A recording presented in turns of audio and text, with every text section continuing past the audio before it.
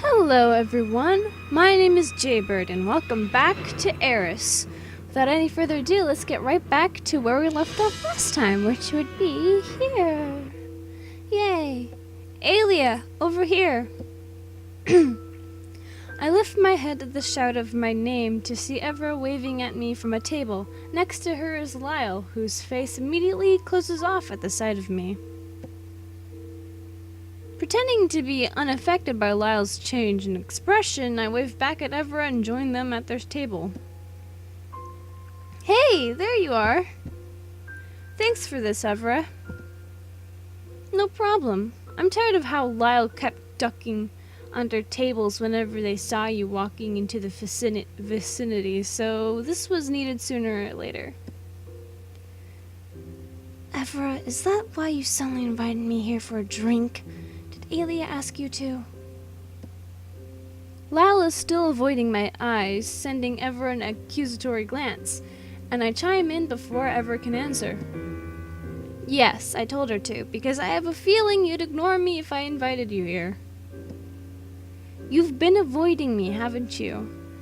I haven't been able to talk to you properly since the day we ran into Kylan in the forest 2 weeks ago. Lyle shifts their gaze to their drink in front of them, staring intently as though they could discover the mystery of the world's origin from the liquid contents. Still, they stay silent.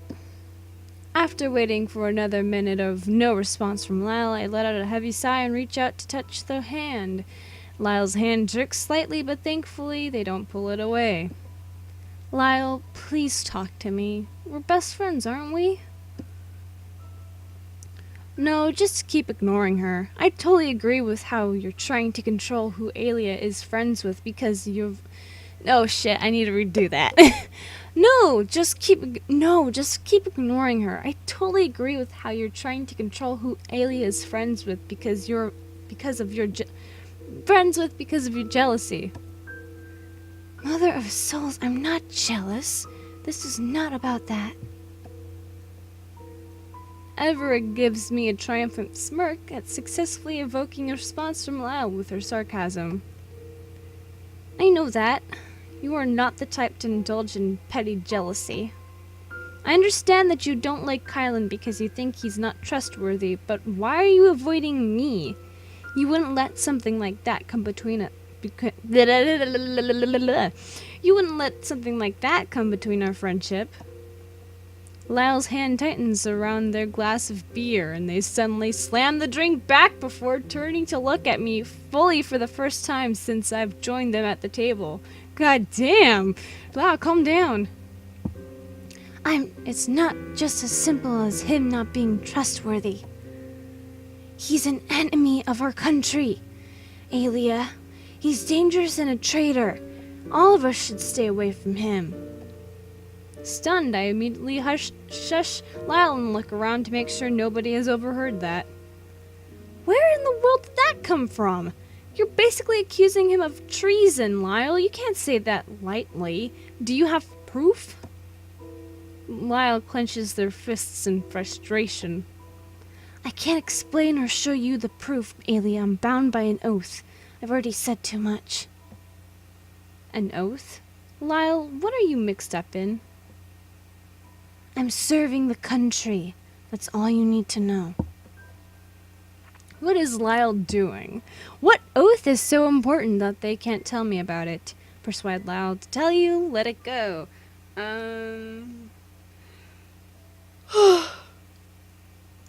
Supposed to let it go. Let it go, let it go. It takes everything in me to swallow the questions burning on the tip of my tongue. I want nothing more than to demand answers from Lyle, but I'm a vassal too. I know the importance of oaths. We cannot break oaths or else we'd besmirch our honor. Besmirch. Okay, fine. You can't break the oath, but you can at least tell me why you're avoiding me. Oh shit. But you can at least tell me why you're avoiding me. How is that related to your oath or what you suspect Kylan to be? Lyle's face twists, and they look pained when they finally finally reply. Right now, our interests conflict with each other. I have to distance myself from you until this is sorted out, and until I have the proof I need to convince you that Kylan is not someone you should trifle with. Confused, I shake my head, grabbing both of Lyle's hands, but this time Lyle pulls away. What are you talking about? What interests? What are you sorting out? What are you doing, Lyle? What's going on? Please don't ask any further, Alia. There's too much I can't even begin to tell you, and even if I did, you won't understand. You'll know soon enough. That's totally not ominous. Lyle stands up abruptly and I follow suit, reaching out to grab them, but Lyle shakes their head. Please don't, Alia. I told you, I can't say anything more. Do you want to get me into trouble? Yes. Oh, shit. I hesitate but let my arm fall to my side. I can only watch helplessly as Lyle walks away without another word. There's a moment of silence before Evra speaks, and I turn to her, slightly surprised that she's still there. So, interesting conversation. I wonder what Lyle's hiding. I don't know. I fall back into my seat with a sigh, rubbing my face in confusion. I don't understand any of this. What does Lyle have against Kylan? Why do they hate Kylan so much? Do you believe what Lyle said about Kylan being a dangerous enemy? Do I actually believe what Lyle said about Kylan being a dangerous traitor and an enemy to our country? No, there must be some mistake. I don't know. I'm supposed to say I don't know. Frustrated, I let my head fall to the table with a bang. Ow. I don't know. I really don't know. Kylan doesn't... I didn't actually slam my head on my desk. It was my fucking wrist. Kylan doesn't seem like that type at all, and he's always struck me as a kind, good person. Lyle's my best friend. I've known them for years. They wouldn't make accusations like that unless they honestly believed it. I give a heavy sigh, slamming my palm against the table.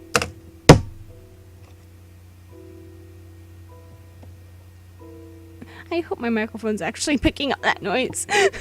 I've done it for nothing. I would have done it for nothing. I don't know. This situation makes no sense. Everett takes a sip from her drink before replying. Well, I guess all we can do is wait for the supposed proof that Lyle has. Seeing my despondent, I don't know, expression, Evra pats me on my shoulder. For once, Evra's words and tone have no trace of sarcasm or sassiness, and her voice is gentle and soothing. Give Lyle some time. They'll come around. The two of you have been friends for far too long for something like this to come between you. Lyle won't avoid you forever. They even said this is only temporary. They don't want to keep this distance from you either. I guess. I can only glance at the empty seat where Lyle should be, wishing helplessly that they would work, that they would come back. We don't need no Lyle no more. I don't care. Hey, watch it! Can you keep your horses under control? Do you have any idea how much these supplies cost? If you overturn the cart and break any of these items, you'll be working to pay off the debt for the rest of your life.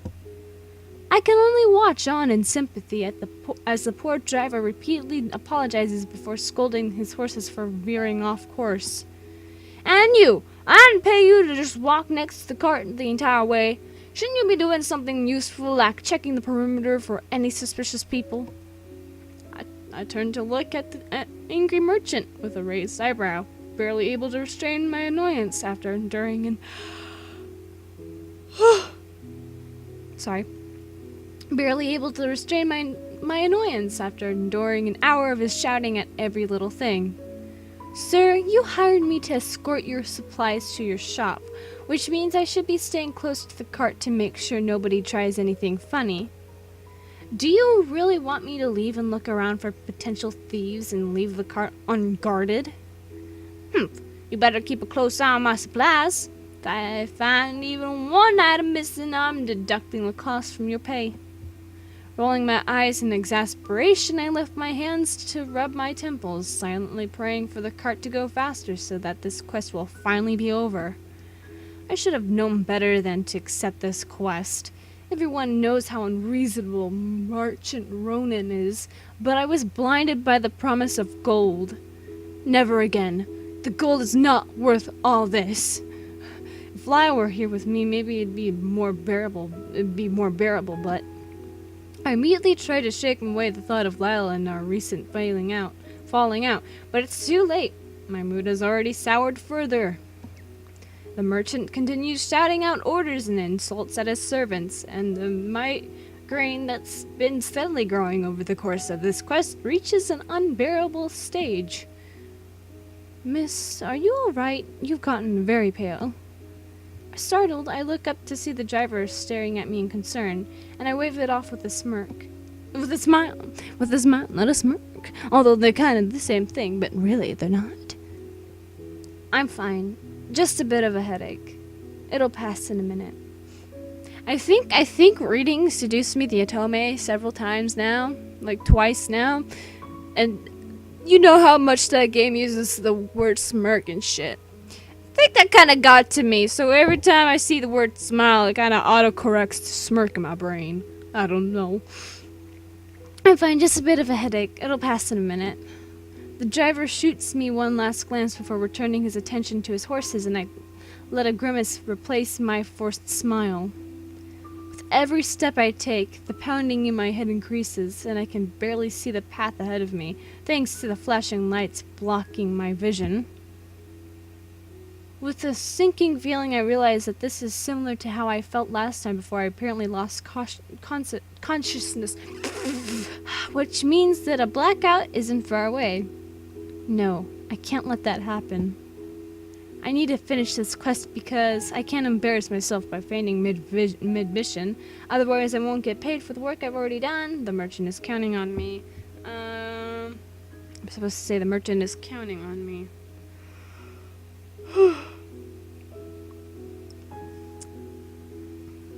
Merchant is counting on me. I accepted his quest. I have a duty to see it through to the end. I can't pass out now. I'd be a failure of a vassal, incapable of protecting even a cart of supplies, let alone the people of AIRIS. Gritting my teeth, I bow my head and force myself to walk on, even as the edges of my vision continued to flicker. One foot after the other.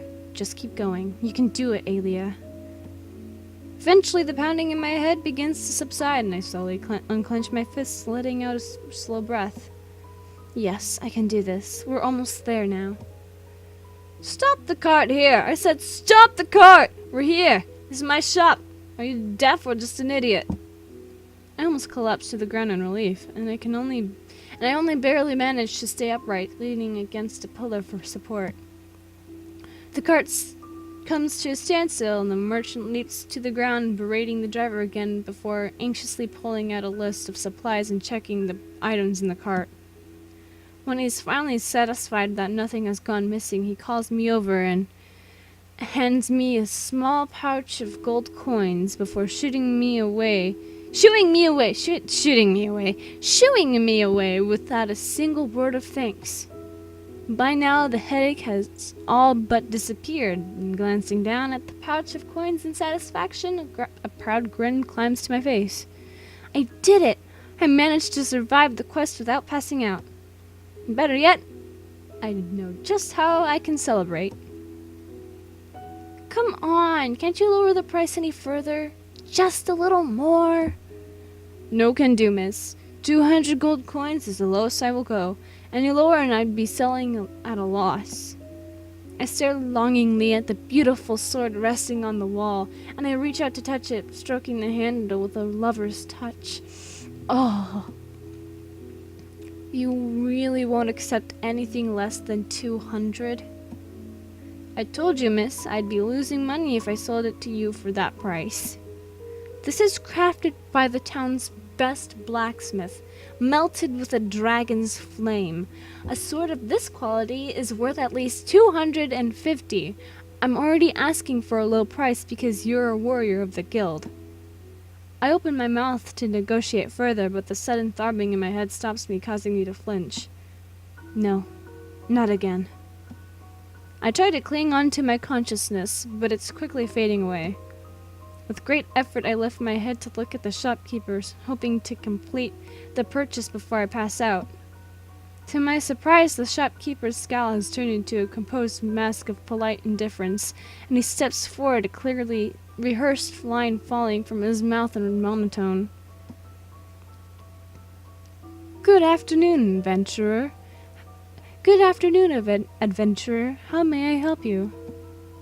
What are you talking about?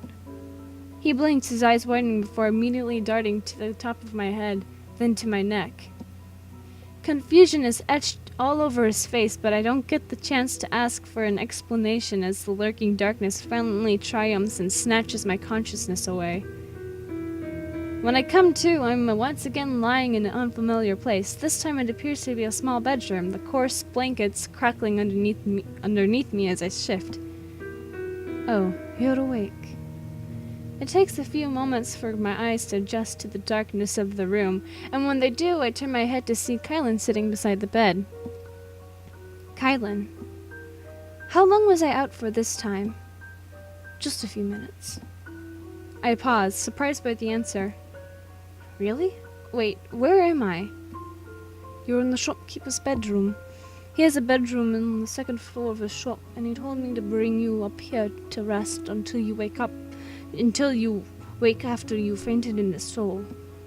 A small bell begins to ring in my head at Kylan's words, and I frown, trying to grab at the memory that keeps just barely escaping me. What happened just now? Did you manage to delay the blackout somehow? How did you feel? Was anything different this time around? Once again, Kylan is firing out question after question. I can feel my head start to spin. I lift my hand to signal him to stop, shaking my head in confusion. Wait, no, first, why are you here? Kylan seems to hesitate before replying. I was following you. Someone mentioned seeing you escort that merchant's cart earlier, and how you looked really out of sorts, and I was worried you'd have another blackout, so I was following you. When I saw you faint in the store, I rushed in to see if I can help wake you. Too tired to really do anything but raise an eyebrow at Kylan's admission of following me, I shake my head at him. Stalker. Kylan grins, bowing his head in apology. Sorry, I was just worried about you, and rightly so, apparently. What happened, Alia? Can you tell me everything leading up to when you lost consciousness? I don't know. I can't really remember. Furrowing my brows, I try to swim through the murkiness of my mind, racking my brain to remember. I was trying to buy that dragon sword, I think, and the memory suddenly pops into my head with such clarity that I can't believe it took me until now to recall it. I had a really bad headache, almost like someone was clawing at my brain from inside my skull. And then when I looked up, the shopkeeper was acting really weird. I can feel Kylan go still next to me, and he clears his throat before speaking. Weird how? He just suddenly changed mid-conversation and acted like I had just walked into the shop when I've been trying to haggle with him for 10 minutes. Greeting me, offering to show me his products, something like that. Immediately, Kylan tenses up in his chair, and the atmosphere in the room seems to grow thicker, heavier, almost smothering. Unnerved by his reaction, I reach out to touch his arm, concerned. What is it? Kylan's shoulders relax, but I can feel the way the muscles in his arms are still tense, as though he's ready for a battle. Nothing. I was just surprised, that's all. I have no doubt in my mind that Kylan's lying, but from the way he's avoiding my eyes, it's clear he's unwilling to admit it. Lyle's warnings about Kylan begin echoing in my mind, and suddenly the doubts and suspicion I initially had about Carlin come flooding back, and this time I don't push them away.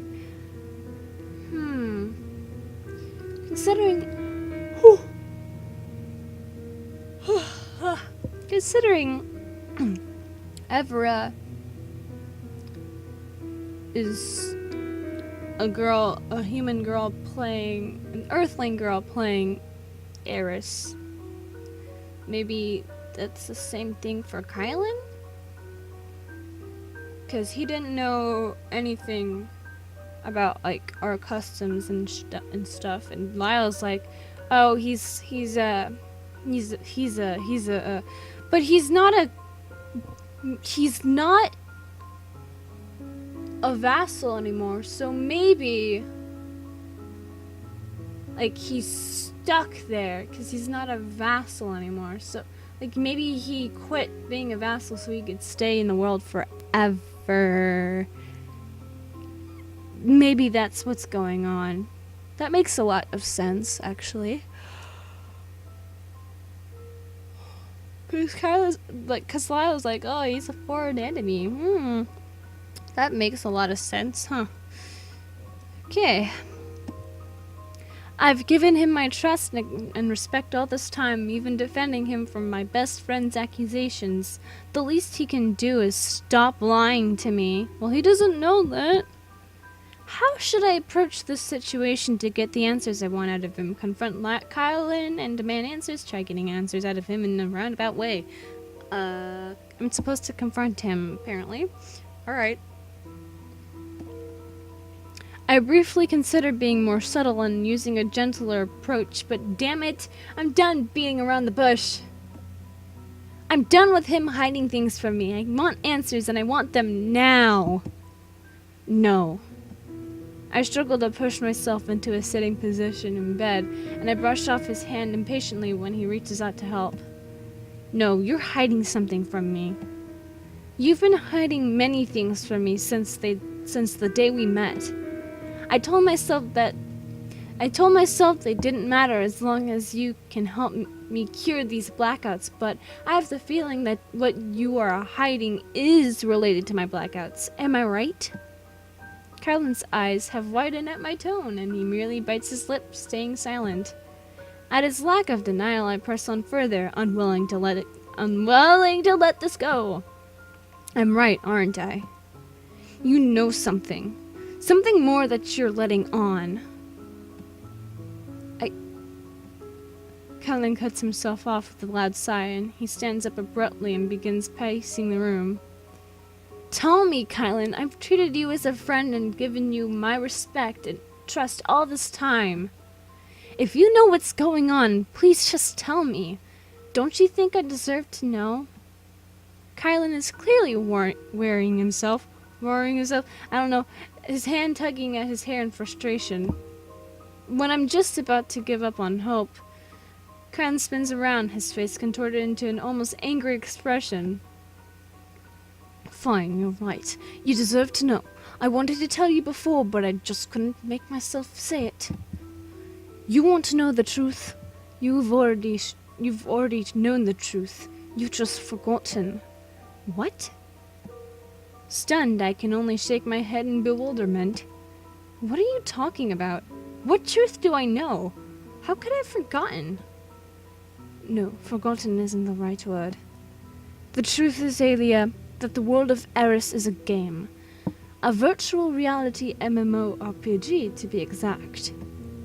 Even though Carlin's unfamiliar terms only serve to confuse me further, there's this inkling deep inside me that seems to understand what he's saying, that seems to recall this explanation. Oh no!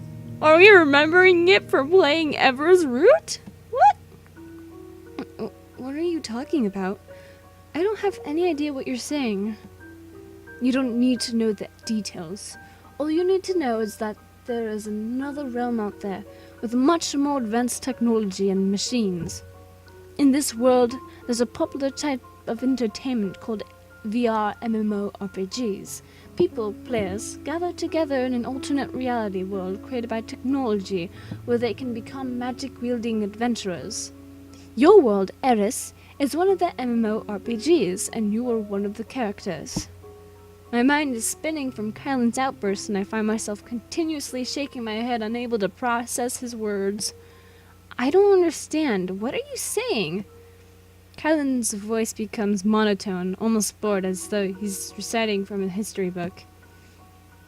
10 years ago, a plague broke out in your world that turned all creatures into aggressive, senseless creatures.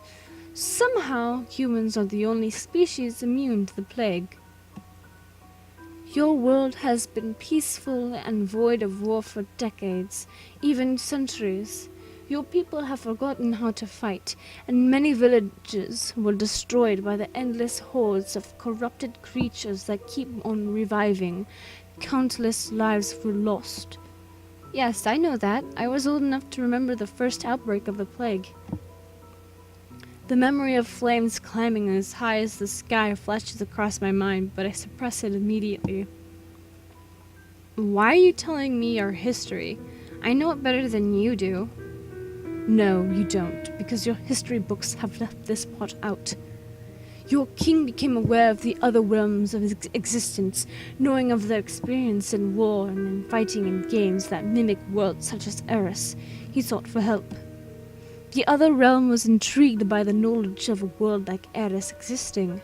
They wanted to investigate more, so they agreed to help, hoping to use this as a chance to acquire magical knowledge and uncover more worlds like this. Unfortunately, even the other realm's technology is not advanced enough to teleport people at will to a different dimension. They came up with a solution. While the other realm's people cannot physically enter AIRIS, they can borrow the bodies of AIRIS soldiers through an MMORPG.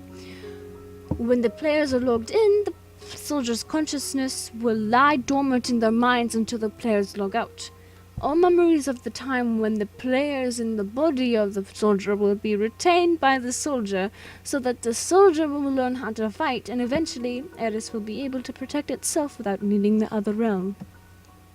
Kylan pauses to catch his breath, and I can't hold back my incredulous, confused laughter. Are you joking? Is this some sort of fictional story set in an alternate history of AIRIS that you're coming up with? No, I'm telling you the truth, like you asked for. I search Kylan's face for any sign of humor, but I find none. Mother of souls, have you gotten mad? Kylan makes a small sound in his throat in between a chuckle and a groan of frustration, and he runs his fingers through his hair impatiently. Sometimes I feel like I have. Once again, the inkling from earlier comes back even stronger, and I have a sinking feeling that what Kylan is saying is really is the truth. I quickly shake the feeling away. No, that's impossible. His explanation doesn't make any sense at all. That's absolutely insane. If what you say is true, and us soldiers are periodically possessed by the minds of your people. Your people? What are you What?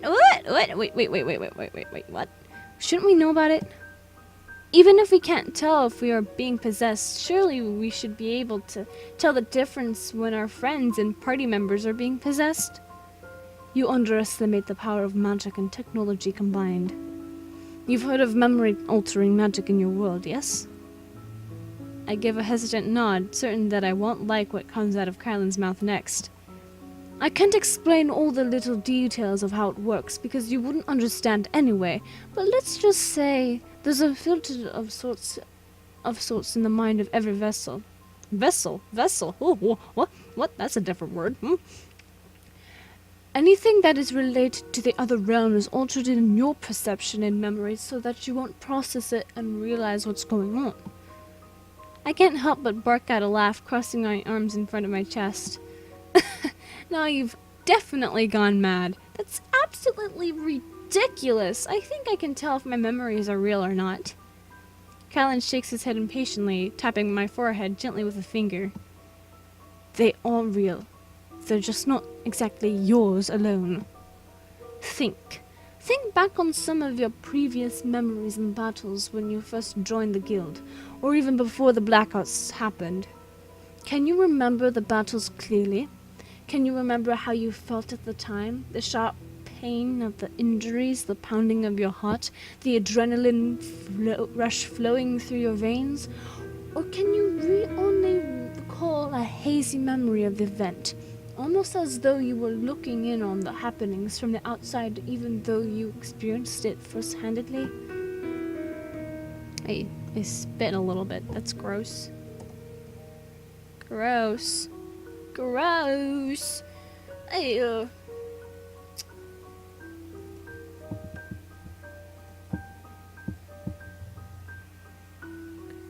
Gross.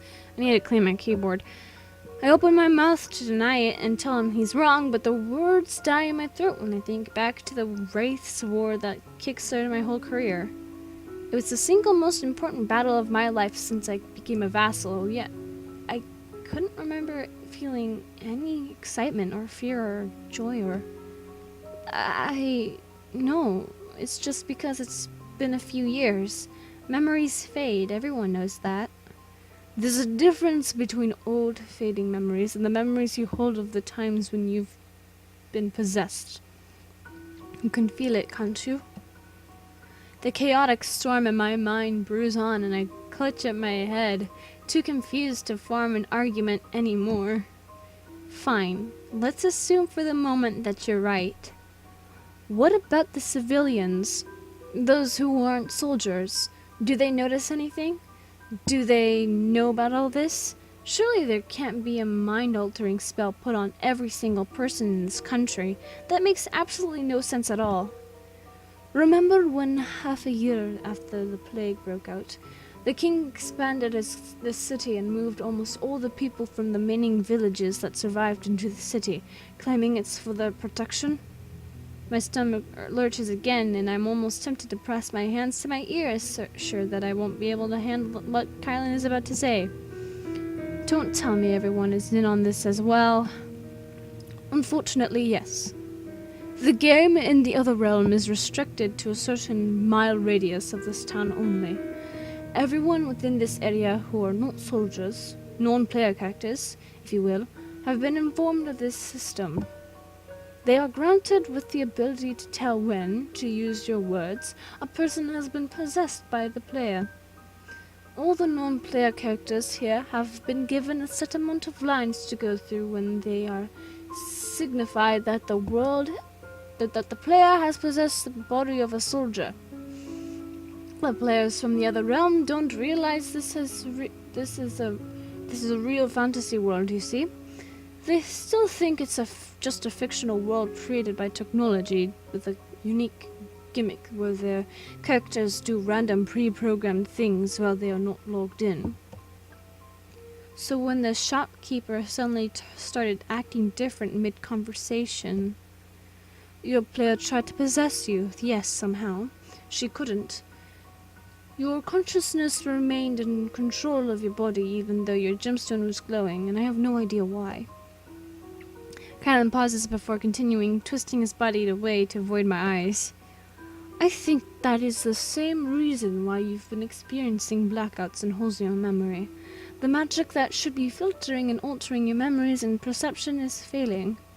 My eyes widen as I process his explanation, and the remaining pieces of doubt fall away. The puzzle pieces all fit together now. It finally makes sense. Yet at the same time, it doesn't. This is the most ridiculous tale I've ever heard, and part of me wants to laugh, but I'm afraid I might burst into confused tears instead. There are a million questions floating in my mind, and I can't even begin to voice all of them, but the most pressing one of all is... What about Teddy?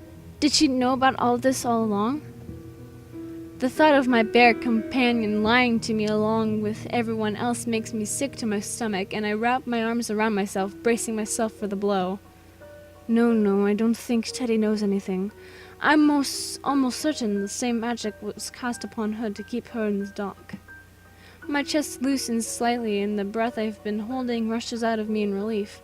I twist my body away from Kylan, hiding my face in my hands for a minute to calm myself and recollect my thoughts. Why do we keep twisting our bodies away from each other? That's so weird. I have weird images especially with that particular word, twist. Like, that makes me think of a fucking pretzel. When I'm at least half sure that I can actually form coherent words, I look up slightly from my hands at Kylan.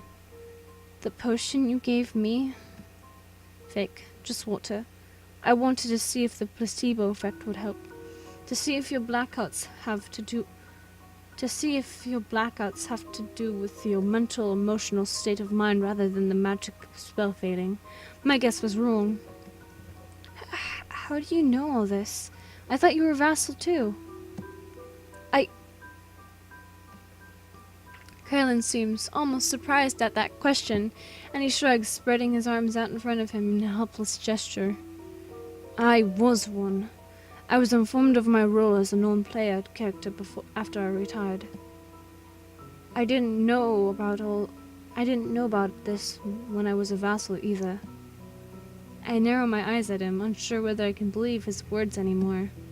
Who says he isn't lying about this too? Like he was lying to me all along. Neither Kylan nor I speak for a long moment, and the silence drags on, the tension in the room so thick and palpable that it can be cut with a knife. Palpable air. Are you alright, Alia? I don't know. I don't know anything anymore, apparently. I'm sorry. Kylan's hand rests gently on my arm, and just like that, my anger flares up. I brush off his hand roughly, taking a step away from him. I'm suddenly overwhelmed by this absolute rage deep inside me, and even though I know it's not all directed at him, nor does he deserve all this anger, I can't help but lash out. Don't touch me. Hurt flickers across Kylan's face, but I'm too deep in my righteous anger to feel even a tiny bit of guilt. All along, you knew this, but you didn't tell me. I couldn't. You had the magic altering your mind, remember? If I breathed a word about the other realm to you, it would have just been filtered out, and I raise one hand to stop him from continuing, and he closed his mouth with a frustrated look. I don't want to hear your excuses anymore. All this time, when I went against all my instincts and Lyle's warnings to trust you and give you the benefit of the doubt, you've been lying straight to my face. I bet you were laughing at me when I confessed to you my fears of my blackouts. Lyle was right about you after all. I was stupid not to listen. No, I would never. Alia, please, just listen to... Twisting my arm out of his grasp, I back away until I'm at the door of the bedroom. Cullen continues staring at me, a helpless, desperate expression on his face. No, I don't want to hear it anymore. I need some time. Alone. Right. That's what it said, right? I skipped it. I didn't mean to. That's what it said, right? I need time alone. Alia. Ignoring Kylan's shout. Oh. Alia! Ignoring Kylan's shout, I wrench the doorknob to pull the door open and rush out of the room before he can stop me. Hey, miss, are you alright now? What? Brushing past the shopkeeper, I can't bring myself to stop or even reply to him as I dash out of the store. All I know is that I need to get away. Away from Kylan, from the lying people of the town, from the guild, and from the truth. You can't hide from the truth. It's the truth for a reason. And with that, I'm gonna leave this episode off here. If you guys enjoyed this episode of AIRIS, leave a like down below, leave a comment down below, share it with your friends, subscribe if you haven't, ring that notification bell, and remember, die safely.